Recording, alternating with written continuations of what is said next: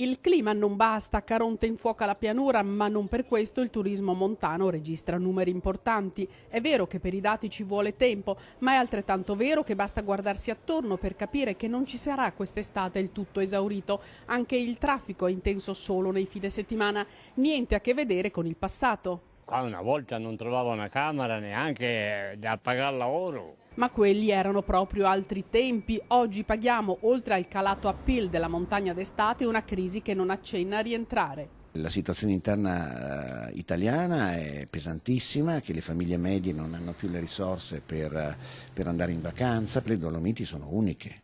Quindi direi che se da un lato c'è sicuramente un potenziale interessante di sviluppo della montagna, dall'altro lato dobbiamo meritarcelo o essere capaci di prendercelo, cosa che ci sono troppi fattori di non competitività che fanno sì che non si riesca in breve tempo a sfruttare tutto il potenziale che ha la destinazione montagna Dolomiti UNESCO, la provincia di Belluno. Eppure le Dolomiti dovrebbero essere un richiamo fortissimo, ma non sufficiente a quanto pare. Ognuno deve arrangiarsi, si salvi chi può.